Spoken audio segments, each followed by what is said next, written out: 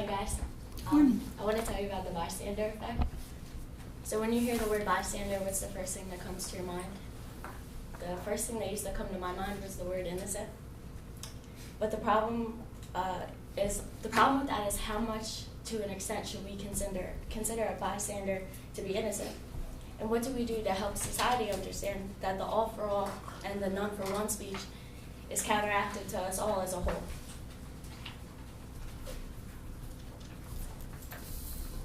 So I want to show you this video, if I can.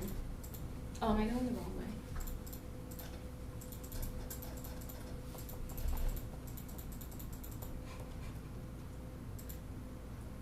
You guys don't even. Okay, there it is.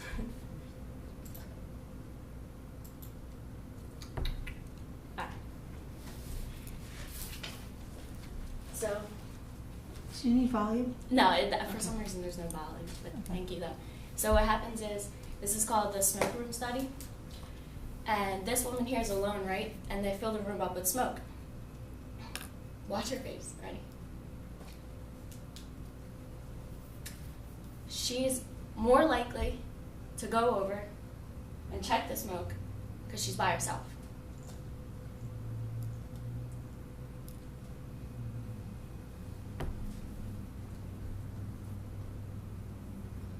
And then she goes and she gets help. Now this is the same study, but 3 people in a room.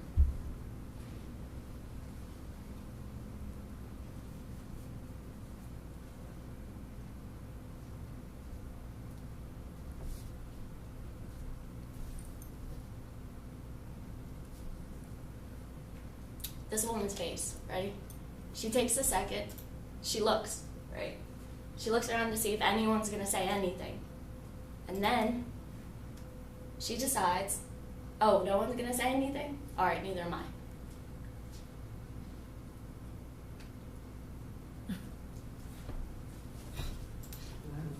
So the spiral of silence is defined in the article, Why Do People Speak Out? As when people perceive their opinions as being congruent with the public opinion, that they're more likely to express them publicly and less likely to stay silent. That woman's face was like a prime example of that. She seen the smoke, she looked around, and she still did nothing. Because no one else was doing nothing.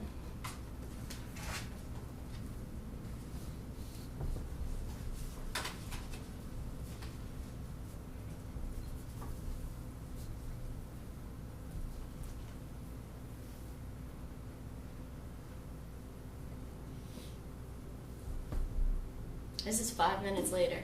She's still the only one that notices. And she still does nothing. I mean, think about how many things can happen in 5 minutes.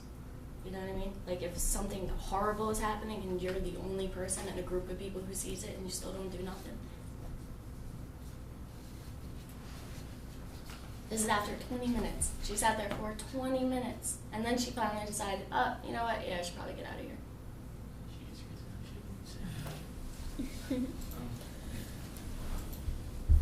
This is the spiral of silence. Opinion expressed as dominant by the mass media, and then the amount of people not openly expressing the deviant opinion and or they're changing from the dominant opinion, so people who don't agree with how most people agree, then they don't say anything. So I want to tell you about what happened to me growing up. This isn't me for some reason, I don't know why, but I'm just not the type of person who can be a bystander, and I've never been that way. And I read this article in one of the research things that kind of made me understand why. It said that kids are more intuitive, and that means that they're more likely to report something or help a victim, and it made sense, right? Because in my human growth class, I took a test that said that I was 80% right-brained. So like I'm 20% analytical, which makes a lot of sense. So it's like I'm more intuitive. So when I was a kid, my friend, we were like 6. My friend Sam was like a bigger girl, and she used to get picked on all the time. Well, I got into a fight on the playground with this kid, or with this girl that she was arguing with, and I was the one that got suspended. I'm 6 years old. I got suspended, right? They called my mom freaked out on me, And no one asked me why. No one asked me why I did it. No one cared, honestly. And that's what's wrong with the bystander effect, because you get punished. The person who wants the help is the person that suffers, and that's ridiculous. And then there's another story. I don't mean to laugh, you guys are about to laugh. My brother Danny, he's 2 years older than me. I told you guys about Danny. He was like, I'm sorry, girl. He was like 12, and so I was like 10, maybe 8 or 9. I was in like 4th grade, and he was in 6th grade.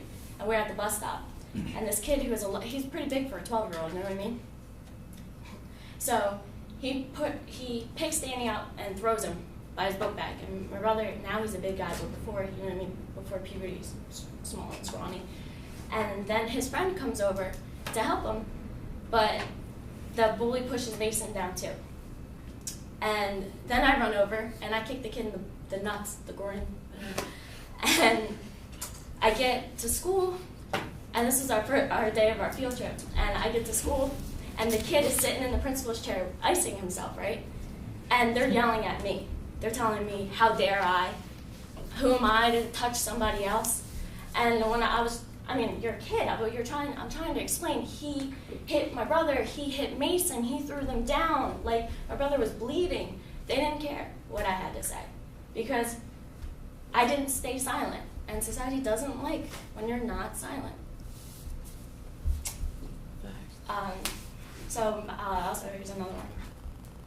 I was at McDonald's last night with my friends after I was actually showing them my speech. And this guy was like leaned up against the McDonald's building, like hunched over like that.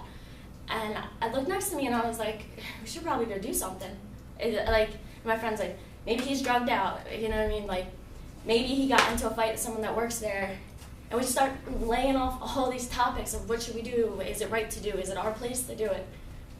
And then he falls over, and just out front of McDonald's. And it was like the bystander effect was so real. We all looked at each other like, whose responsibility is it to get up and go tell somebody that he's passed out front?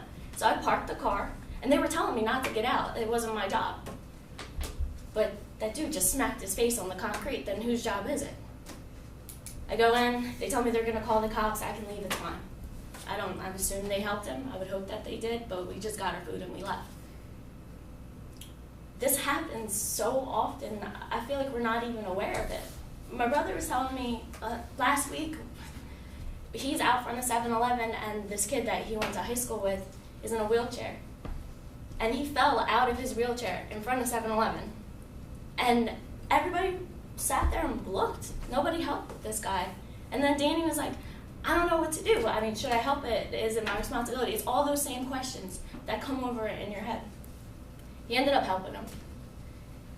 But we don't realize how often does this happen. I'm sure it happens to you at least like 5 times a day. It's like someone drops something, and even as little as that, and you're like, should I pick it up? Nah, they got hands, they can do it themselves. Like,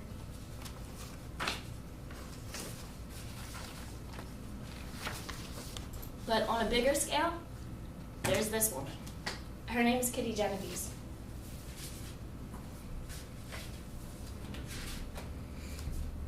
Sorry. So she was stabbed 17 times out in front of her own apartment building. Like 37 people watched. Oh, I got chills.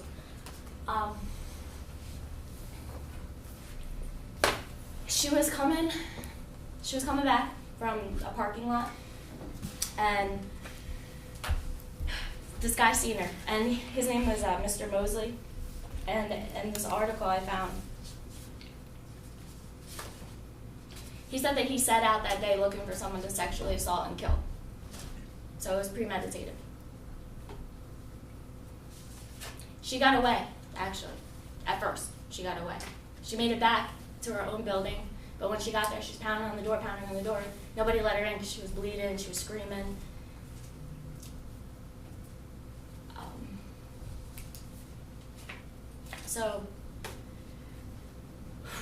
Sorry, this one hits home a little bit. So as she's freaking out, trying to get into this building, everybody's watching, nobody cares. And then he comes back because he sees nobody's helping her, so he's gonna finish the job. I was talking to my dad about this story, and he was telling me that at the time what they were saying was crime rates skyrocketed in New York, in that area, Queens. And nobody was saying anything, no one was doing anything. And that's because of spiral silence. Everybody assumed, well, all right, it is what it is. So they all watched this woman be brutally killed in front of them. No one called the cops. Nobody did anything. If there is a group of people involved, a person won't want to step out of the crowd and take action. This is because humans are social creatures. And socially, we fear being rejected. Everyone runs in a pack. Now, some people believe getting involved will only cause themselves problems. They don't want to take on responsibilities that they feel like aren't their fault. They feel like they have enough going on in their own lives, and some feel like they can't help somebody else because maybe someone else is better qualified. Like my brother, when he seen the kid laying outside of Seb, he thought, I don't know, can I pick him up? Someone better to help him get back in that wheelchair?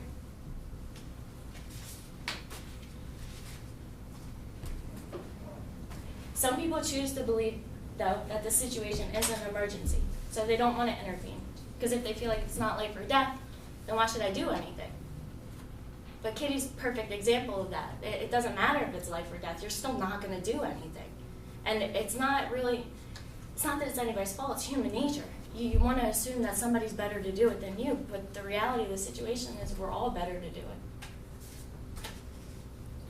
In the article, Combating the Bystander Effect, this article says communication is the first step in the intervention. The article also states how a conversation can't start without the awareness and the responsibilities for the situations and to take in the acceptable actions. So just by sitting here today, even though you had to be here, you're more likely to not be a bystander. Because now you're aware. And hopefully this girl's story freaked you out the same way it freaked me out the first time that I heard it. The spiral silence is defined in the article, Why Do People Speak Out? No, I'm done. My bad.